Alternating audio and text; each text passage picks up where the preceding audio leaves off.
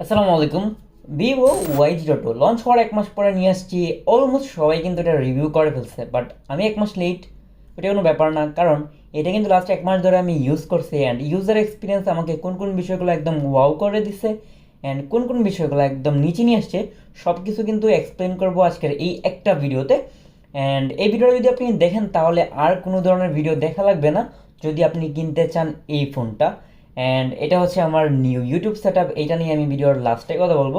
এটা হচ্ছে বেসিকলি ফোনের বক্স, অ্যান্ড বক্সটাকে ওপেন করার সাথে সাথে আপনারা পেয়ে যাবেন হচ্ছে একটি সুন্দর স্মার্টফোন, অ্যান্ড তারপরে পেয়ে যাবেন হচ্ছে কিছু বইপত্র অ্যান্ড হচ্ছে ওয়ারেন্টি কার্ড। তারপরে আছে হচ্ছে একটা ইউজার ম্যানুয়াল, তারপরে আছে হচ্ছে একটা 10 ওয়াটের চার্জার, এবং সেই সাথে আপনারা পেয়ে যাবেন হচ্ছে একটি মাইক্রো ইউএসবি কেবল। এখনও কিন্তু টাইপ সি ওরা দেয় নাই, এটা 2023 সালে আসে কি ঠিক হয়েছে। ও লাস্টলি থাকতেছে হচ্ছে একটি সিম রিজেক্টর পিন। তো আমরা ফার্স্টে এই ফোনের ডিজাইনের ব্যাপারে কথা বলি অ্যান্ড হচ্ছে এটার বিল্ড কোয়ালিটি কেমন, তার পাশাপাশি কোথায় কি পোর্টস আছে না আছে সবগুলা। সো ফার্স্টে আপনারা যখন ফোনটাকে হাতে নেবেন তখন দেখতে পারবেন যে এটা হচ্ছে আসলে একদম বক্সি শেপের একটা ফোন, অ্যান্ড এটার সাইডে হচ্ছে মেটাল ইউজ করা হয়েছে অ্যান্ড ব্যাক পার্টটা totally plastic.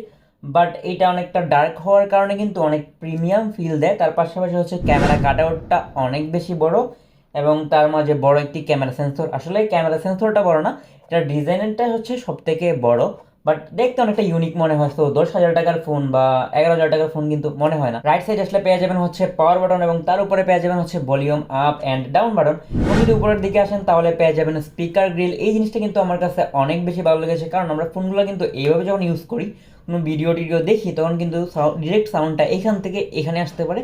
So sound quality কিন্তু আমরা ক্লিয়ার পাই। অ্যান্ড যদি লেফট সাইডে আসেন তাহলে দেখতে পারবেন একটি সিম ট্রে, যেটাতে দুটি সিমের পাশাপাশি একটি ডেডিকেটেড মেমোরি কার্ড ইউজ করতে পারবেন। নিচের দিকে আসলে পেয়ে যাবেন হচ্ছে 3.5 mm ইয়ারফোন জ্যাক, এবং তার পাশাপাশি মাইক্রো ইউএসবি পোর্ট। সো 2023 সালে এসে মাইক্রো ইউএসবি পোর্ট কোনো ফোনেই ইউজ করা যায় না। সো যাই কোম্পানিগুলো ইউজ করতেছে, এটা ইউজ না করে যদি টাইপ সি ইউজ করতো তাহলে বেটার হতো। তো আশা করতেছি 2023 সালে এর পরবর্তীতে কোনো ফোনে যেন এটা আমরা না দেখি। এই ফোনটা বেসিক্যালি আপনারা বাংলাদেশের বাজারে দুইটা কালারে পেয়ে যাবেন, একটা হচ্ছে ব্ল্যাক অ্যান্ড আরেকটা হচ্ছে ব্লু। এই ফোনটি বাংলাদেশের বাজারে পাওয়া যাবে 9,990 টাকা। ফার্স্টে বলে নিলাম এই ফোনের প্রাইস, কারণ আপনারা যখন পরবর্তী দামগুলো দেখবেন তখন কিন্তু সহজেই বুঝতে পারবেন যে 10,000 টাকা এই ফোনটা কেমন ডিল হতে পারে আপনার জন্য। এই ফোনটিতে ব্যবহার করা হয়েছে বেসিক্যালি একটা অক্টা কোরের প্রসেসর, এবং তার পাশাপাশি ব্যবহার করা হয়েছে অ্যান্ড্রয়েড ভার্সন 12, এবং তার পাশাপাশি ফান্টাস ওএস 12। সো এটা যে অক্টাকোর প্রসেসর, এটা কিন্তু আমাদের কাছে একদমই নতুন, অ্যান্ড এটার পারফরমেন্স কেমন চলেন একটু দেখে আসি। সো যদি বলতে হয় ফেসবুক লাইট, তারপর হচ্ছে ইউটিউব, হোয়াটসঅ্যাপ, টিকটক, এই ধরনের অ্যাপসগুলো কিন্তু মোটামুটি মানে চলতে পারে। সো খুব বেশি স্মুথও বলা যায় না, বাট যারা হচ্ছে এই ধরনের 10,000 টাকা দিয়ে ফোন কিনতে চান তাদের জন্য অবশ্যই বলবো আমি ঠিক আছে। বাট 2022 সালে যে 10,000 টাকা ফোন ছিল না, ওইগুলোর মধ্যে কিন্তু স্পিড একদম আহামরি বা কোনো ধরনের স্পিড বুস্ট পাবেন না। সো যারা অলরেডি 9,000 বা 10,000 টাকা দামের কোনো ফোন ইউজ করতেছেন তাদের জন্য কিন্তু চেঞ্জ করা খুব একটা লাভ হবে না। এই ফোনটিতে ব্যবহার করা হয়েছে 5,000 mAh ব্যাটারি, এবং তার সাথে পেয়ে যাবেন 10 ওয়াটের একটা চার্জার, যেটা দিয়ে চার্জ করতে মোটামুটি 2 থেকে আড়াই ঘন্টার মতো সময় লাগছিল। এবং এটার যে ব্যাটারি ব্যাকআপ, এটি কিন্তু অলমোস্ট 1 থেকে 2 দিনের মতো ব্যাটারি ব্যাকআপ পাওয়া যায়। যারা হচ্ছে একদম হেভি ইউজার আছেন তারা একদিন পাবেন, আর যারা একদম লাইট ওয়েট বা হচ্ছে রেগুলার টুকটাক ফোনে কথা বলেন, তারপরে ফেসবুক হালকা পাতলা ইউজ করেন, তারা 2 দিনের মতো এটা থেকে ব্যাটারি ব্যাকআপ পেয়ে যাবেন। এই ফোনটিতে র্যাম হিসেবে আপনারা পেয়ে যাবেন 2 GB র্যাম, এবং স্টোরেজ হিসেবে পেয়ে যাবেন 32 GB স্টোরেজ। এই ফোনের যে র্যাম আছে সেটাতে আপনার 2টা অথবা 3টা অ্যাপস একসঙ্গে মাল্টিটাস্কিং করতে পারবেন। তার পাশাপাশি এইটাতে আপনার 10 থেকে 12টা অ্যাপস ইনস্টল করতে পারবেন। অ্যান্ড এছাড়া যদি স্টোরেজ নিয়ে বলি তাহলে হচ্ছে 32 GB স্টোরেজ এটাতে পাচ্ছেন।